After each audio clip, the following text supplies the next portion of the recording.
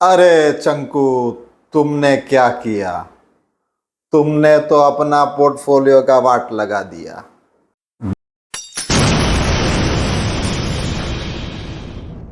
बिना सोचे समझे तुमने बार बार विड्रॉल्स किया।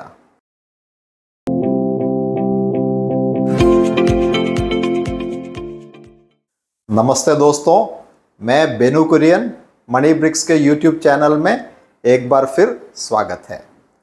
आज हम अपने म्यूचुअल फंड पोर्टफोलियो से रिडीम करते हैं तो उसका इम्पैक्ट किस तरह से हमारे पोर्टफोलियो पे पड़ने वाला है, ये हम समझने की कोशिश करेंगे। मैं एक छोटे से कहानी के साथ में आपको ये बताना चाहता हूँ। चंकू और मंकू ये दोनों 30 साल के हैं और ये 10,000 का SIP म्यूचुअल फंड में करना चाहते हैं। इनको 12% रिटर्न मिलने का उम्मीद है। तो ये 30 साल तक अपना इन्वेस्टमेंट्स करना चाहते हैं, यानी रिटायरमेंट तक। अब दोनों में फ़र्क इतना ही है कि चंकू अपना इन्वेस्टमेंट हर 5 साल में विड्रॉ करना चाहते हैं, जबकि मंकू जो है वो अपने इन्वेस्टमेंट्स को किसी भी तरह से कोई छेड़छाड़ नहीं करना चाहते हैं। तो अब ये इलस्ट्रेशन में हम देख सकते हैं, 10,000 अगर 5 साल के लिए हम SIP के थ्रू इन्वेस्टमेंट करते हैं तो 6 लाख रुपया हम इन्वेस्ट करेंगे। 12% रिटर्न के साथ में ये हो जाता है 8,11,000। अब चंकू इसे विड्रॉ कर लेते हैं, जबकि मंकू अपने इन्वेस्टमेंट्स को वहीं रखते हैं। अगले 5 साल फिर वही इन्वेस्टमेंट्स 6 लाख का होता है। इसके सामने उन्हें 8,11,000 मिलता है और चंकू इसे वापस विड्रॉ कर लेते हैं।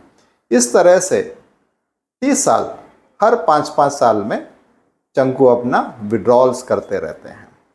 तो हम देखते हैं कि 30 साल में जब 10,000 का निवेश होता है तो ये 36 लाख रुपया इन्वेस्टमेंट हो जाता है। इसके सामने चंकू को 48,66,000 रुपया मिलता है, जबकि मंकू ने अपना इन्वेस्टमेंट्स को किसी तरह से कोई विड्रॉल्स नहीं किया, तो उनका इन्वेस्टमेंट कंपाउंडिंग के साथ में 3,08,00,000 रुपए तक पहुंच जाता है। अब आप रिटर्न्स के बारे में देखेंगे तो इतना मेहनत करने के बाद भी चंकू को 12,66,000 रुपए का ही फायदा होता है, जबकि मंकू 2,72,00,000 तक पहुंच जाते हैं। अरे चंकू, तुमने क्या किया? तुमने तो अपना पोर्टफोलियो का वाट लगा दिया। बिना सोचे समझे तुमने बार बार विड्रॉल्स किया। विड्रॉल से पहले अगर तुमने अपने फिनेंशियल प्लानर से राय लिया होता। देखो, मंकू ने अपना पोर्टफोलियो बेहतर मैनेज किया। वो 3 करोड़ से भी अधिक पोर्टफोलियो तक पहुंच गए। हम में से काफ़ी लोग ये गलती करते ही हैं। मार्केट के उतार चढ़ाव के वजह से हो, या प्रॉफिट बुकिंग के नाम पे हो, या एक्स्ट्रा रिटर्न मिलने के चक्कर में हो, हम हमारे गोल्स को भूल जाते हैं। हमने ये किस पर्पस के लिए निवेश किया था वो भूल जाते हैं और हम बिना वजह से विड्रॉल्स कर देते हैं। दोस्तों, निवेश में डिसिप्लिन का ज़रूरत है और अपने इमोशंस को भी कंट्रोल करना चाहिए।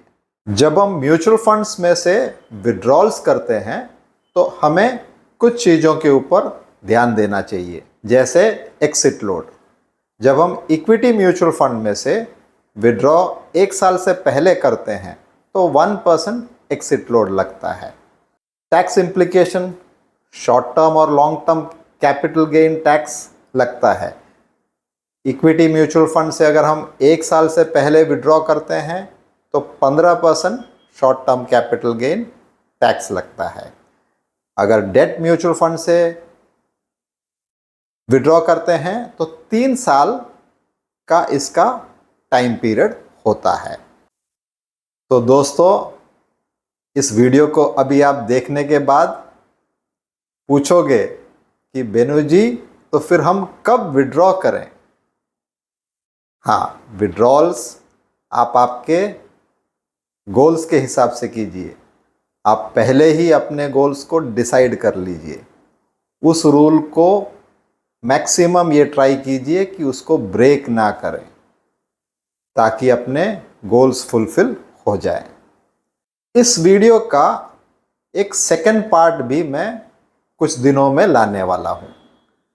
उस वीडियो में मैं आपको ये बताना चाहूँगा कि अगर हम हमारे इन्वेस्टमेंट्स को विड्रॉ नहीं करते हैं तो भी हम हमारे गोल्स को फुलफिल कर पाएंगे।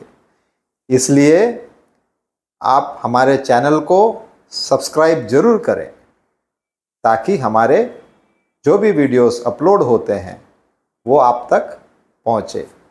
धन्यवाद।